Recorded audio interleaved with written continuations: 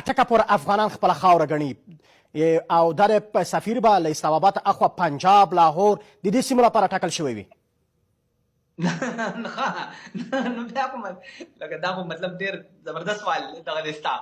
نو دا مطلب لکه اخوا چې دی نور منې او دې خوا نه منې دغه شی خبره دی. او تر اټکه پورې خو افغانان خپله خاوره مني، ای خواته خاوره بیا د پاکستان خاوره مني.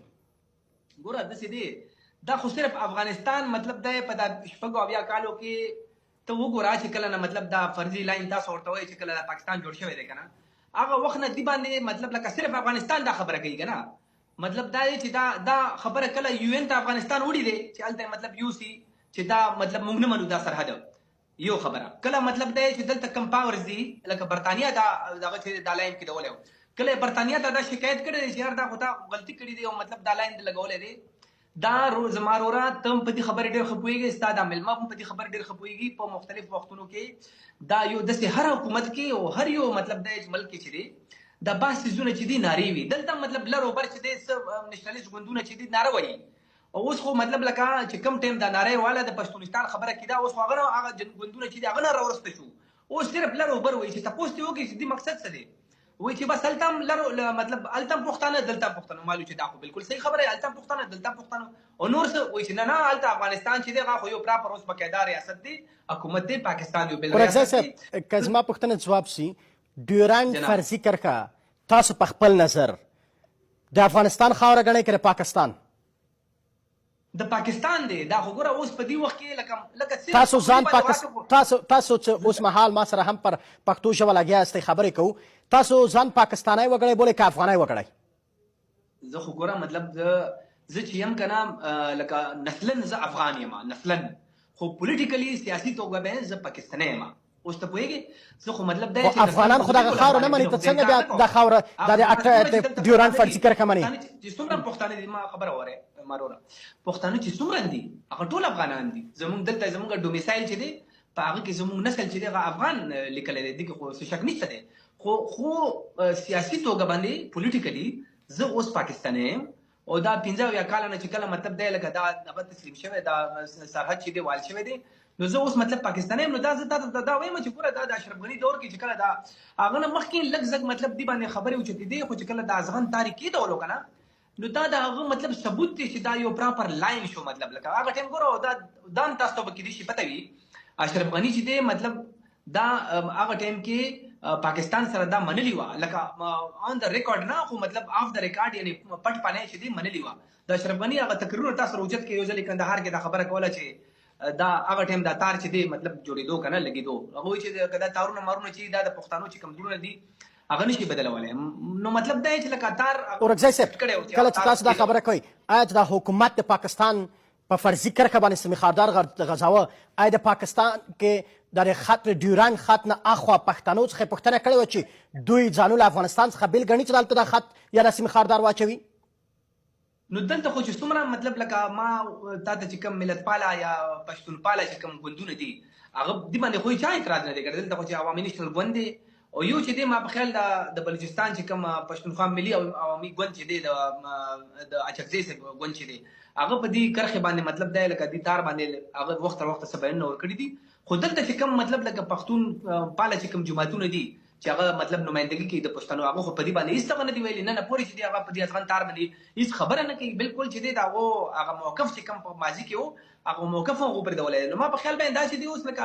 په دې وخت کې دا وخت تر وخته چې کله مطلب امارت اسلامي یا اوس چې د افغان حکومت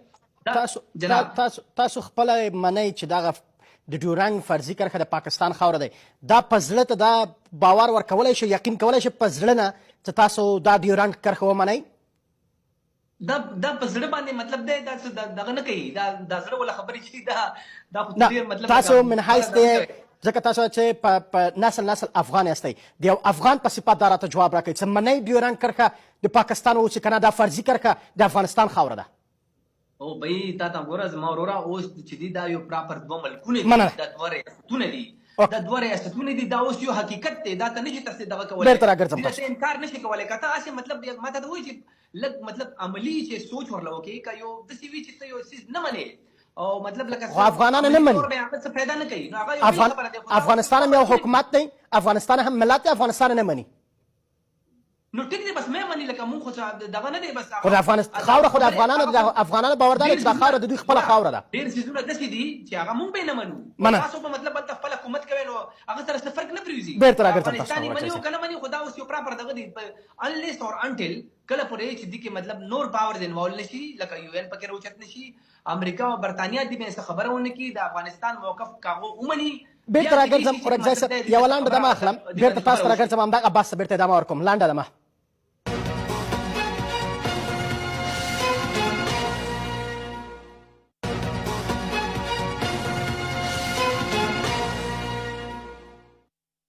بیا هم ښه راغلاست. ورکزی صاحب لنډ ټکي ځواب راته راکړئ بیا ځم د فاطمي صاحب نظر هم اخلم. هغه وخت کې چې دا تړون که څه هم نیول کېږي چې نشته خو که ستاسو پر خبره یو څه سند چې شته اګر چې تر اوسه پورې اجرا شوی هم نه دی چې لاسلیک شوی دی هغه وخت کې پاکستان شتون نه درلود دغه سند یعنې د افغانانو د انګلیسانو ترمنځ امضا شوی سند دی. نو څنګه بیا نن ورځ پاکستانیان په دې باندې ادعا کوي چې ډیورنډ د دوی خاوره ده ډیورنډ د افغانستان خاوره نه منئ د دې سره چې افغانستان په کراته وایي ډیورنډ فرضي کرښه.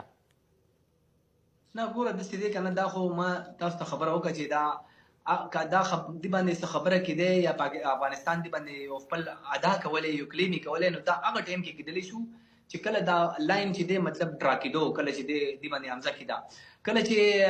امیر صاحب امیر عبدالرحمن چې و د افغانستان ما بخل امیر عبدالرحمن و که نه که زه غلط نه شم نو هغه ټایم چې هغه دا حمزه کوله باقاعده چې دی د هغه لکه انګریزانو سره چې دی په دې باندې یو توافق لکه یو اګریمنټ ور باندې هغه ټیم لکه په خپل افغانستان دی کې لکه مرضی وا دا خو د افغانستان د مرضی نه بغیر خو نه دی شوی دا هغه په مرضی باندې شوی دی او هغه پس بیا چې دی لکه ریاستونه جوړ شو داسې خو چې ته وګورې که نه نو مطلب لکه نه یا 100 یا 200 کاله مخکې خو دا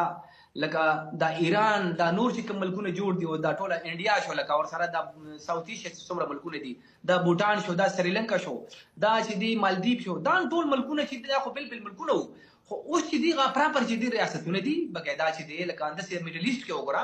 دا مشرق وسطی کې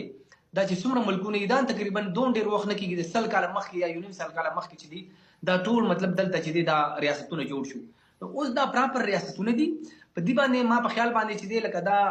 ما دې باندې دا نظر دی چې افغانستان کې کله د افغانستان چې کوم چارواکي دي کوم حکمرانان دي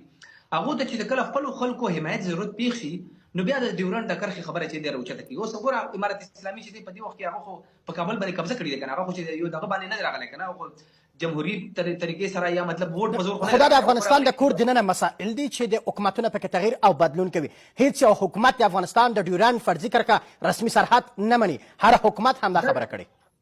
دا خبره دې سره ډېره ګوره ریلیټډ دی دا ټیک دی دا دغه ستاسو اندروني مسله دی موږ هېڅ کار ورسره نشته زه صرف یو کمنټ کوم خو باندې زه دا نه وایم چې بد شوي دي که غلط شوي دي زه تا د حقایق بیانوم چې 15 اګست 2020 کې چې کابل سقوط وشو نو هغه د ټوپک په زور وشو هغه مطلب دی چې انتخابات نه وشوي هغه مطلب طالبان چې دي هغه ټوپک په زور راوړو اوس دلته هغو ته د خپلو خلکو حمایت حاصل نه دی په دې چې هغه خو په جمهوري طریقې باندې نه دي راغلي که نه نو هغه چې هغو ته کله مطلب خپلو خلکو حمایت ضرورت پیښ شي هغه به د ډیورنډ خبره راوچته کړي نو ما خو دا نظر دی خو دې له څه جوړېږي نه ورکزی صاحب که په دا رقم وي نن ورځ پاکستان د انتخاباتو مسئله هم ده تر اوسه پورې سرنوشت نه دی معلوم هلته هم چې کله د خلکو حکومت د خلکو ذهنیتونه اړوي بیا پاکستان کې ټي ټي پي مسئلې او امنیتي مسئلې پر افغانستان باندې راچي د افغانانو باور دی بیرته تاسو ته راګرځم فاطمي صاحب ستاسو نظر څه دی چې بالاخره د ډیورنډ دغه فرضي کرښه باندې ولې هر ورځ بحثونه له دې سره چې د افغانستان ملت د ډیورنډ فرضي کرښې اخوا غاړه کې اوسېږي خلک هغه هم افغانان بولي او هغوی هم نسلونه کې خپل ځان افغانان بولي ولې دغه مسئله لا تر اوسه پورې هم دغسې پاتې ده او همدارنګه ولې د ویزې خبر بیا پر دغه سیمه کې رامنځته شي یا د پاسپورت خبر پر دغه سیمه کې ولې رامنځته شي بهیر صاحب هیله کوم چې څومره وخت مېلمه ته ورکړه مهرباني وکړئ